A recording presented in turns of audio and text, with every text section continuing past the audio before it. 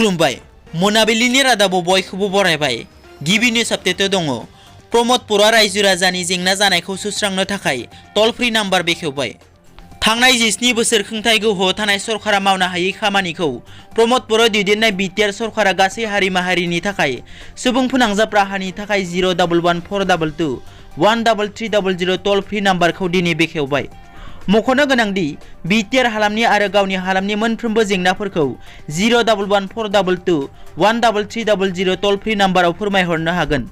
आरो बे टल फ्रि नाम्बारा फुंनि 9 रिंगा 30 मिनिटनिफ्राय मोनाबिलिनि 5 रिंगासिम थागोन नैथियाव दङ खैराबारि दालाइसा दुलाराय बर' फरायसा आफादनि आफादगिरि धनन्जय रामसियारिखौ आफादगिरि बिबाननिफ्राय एरख'बाय उदालगुरि जिल्लानि खैराबारि दालाइसा दुलाराय बर' फरायसा आफादनि आफादगिरि मुस्रि धनन्जय रामसियारिखौ आयेननि बेरेखा खामानि मावफानायनि थाखाय आफादगिरि बिबाननिफ्राय एरख'नाय जाबाय थामथियाव दङ बिटिआरनि गाहाय खुंगिरि प्रमद बर'आ सा 8 सोद्रोमाफोरनो बिफान रानबाय बिटिआरनि गाहाय खुंगिरि प्रमद बर'आ गोदान बोसोर 2021 मायथाइनि साफ्रोम नोगोरारिफोरनो हामलायथि बावहरनानै दिनै फुंबिलियाव बिटिआरनि लेङाइ मावफुं सोद्रोमा गबिन्द बसुमतारीजों लोगोसे सा 8 मावफुं सोद्रोमाफोरनो बिफान रानबाय प्रमद बर'आ बिटिआरनि लेङाइ मावफुं सोद्रोमा गबिन्द बसुमतारीनो पन्चायत आरो rural development small scale industry उकिल मोसाहारिनो दै फुंखा रन्जित बसुमतारीनो हाग्रा बिफान अरुप कुमार दे सम्पकनो सावस्रि दिगान्त बरुवा देनो रानसारथाय गौतम दासनो सुबुं अनसाय खनसेम दासनो आबाद आरो रनेन्द्र नार्जारिनो हान्थामेला बिफानखौ राननानै होयो ब्रैथियाव दङ हायार सेकेन्डारिनि जोबथा आनजादा फैगौ मार्च दाननि गिबि सप्तायाव आसाम हायार सेकेन्डारि एडुकेशन काउन्सिलजों खुंफुंजानाय हायार सेकेन्डारिनि जोबथा आनजादा फैगौ मार्च दाननि गिबि सप्तायावनो खुंफुंनो सोलोंथाइ बिफाननि गोजौ थाखोनि मोनसे कमिटिया थाग थियारि जाबाय होनना फोरमायथियो आसाम हायार सेकेन्डारि एडुकेशन काउन्सिलनि नेहाथारि रामेश चन्द्र सुतिया बिथाङा फैगौ मार्च दाननि गिबि सप्तायावनो खुंफुंनो थियारि जाबाय होनना बुंथियो मख'नो गोनांदि बे बोसोराव सिलेबासखौ 30% खमायगोन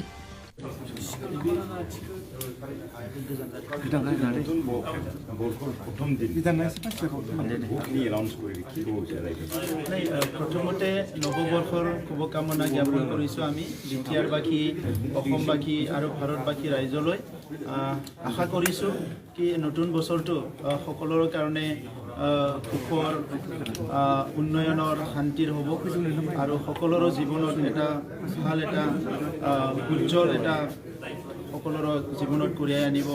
ঈশ্বৰে সকলোকে সহায় কৰিব ইয়াৰ কাৰণে আমি ঈশ্বৰক প্ৰাৰ্থনা কৰিছোঁ আৰু আজি এই নতুন বছৰৰ প্ৰথম দিনৰ পৰাই আমি নতুন চৰকাৰখনে যি পৰিৱৰ্তনৰ কাম কৰিবলৈ ইয়াত UPPL BJP আৰু GSPৰ চৰকাৰ গঠন হৈছে আমি এটা পদক্ষেপ আজি লৈছোঁ আৰু প্ৰথম কথা হ'ল আমি আজি আমাৰ 8জনকৈ আমাৰ ডিপুটি চিফ আৰু EM সকলক আমি বিভিন্ন পদবী আমি অৰ্পণ কৰিছোঁ আৰু অহা কালিৰ পৰাই তেখেতসকলে নিজৰ নিজৰ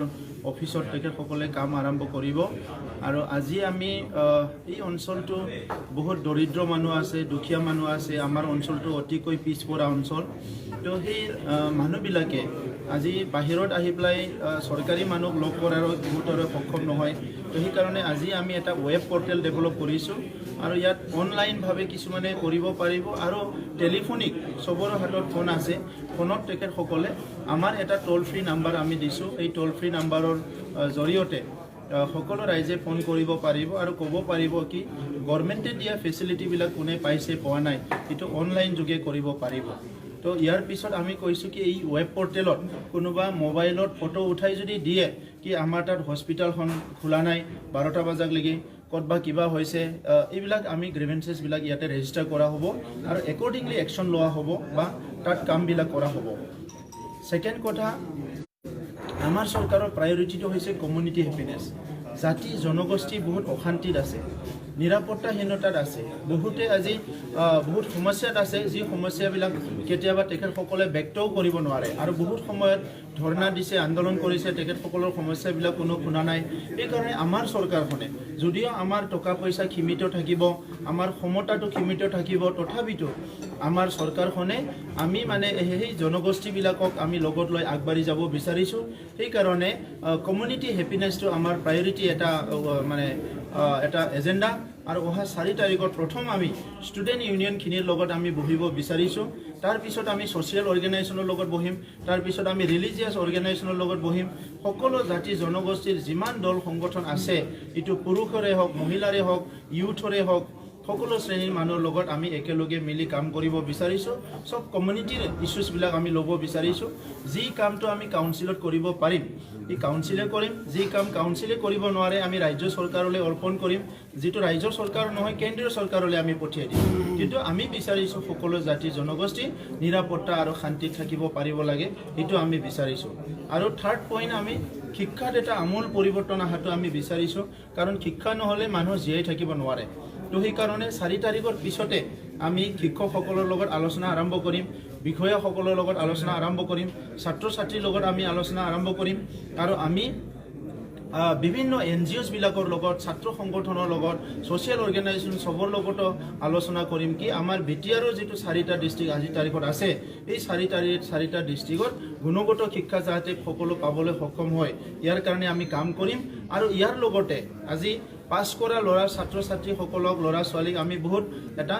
চিন্তা চৰ্চা কৰি আছোঁ কি হ'ব কি চাকৰি পাব কি নাপাব কিন্তু যিসকলে ফেইল কৰিছে বা ড্ৰপ আউট হৈছে তাৰ কথাটো কিন্তু কোনো চিন্তা কৰা নাই তো সেইকাৰণে আমি আমাৰ চৰকাৰী হিচাপে আমি ঠিক কৰিছোঁ কি আমি এইটো বছৰতে 10টা আমি কমিউনিটি কলেজ আমি ইষ্টাব্লিছ কৰিম য'ত নেকি বিভিন্ন বয়সৰ ড্ৰপ আউট হোৱা আমাৰ ইউথসকল ছাত্ৰ ছাত্ৰীসকল যিসকলে 40 ইয়াৰ্ছৰ তলৰ হয় সেইসকলে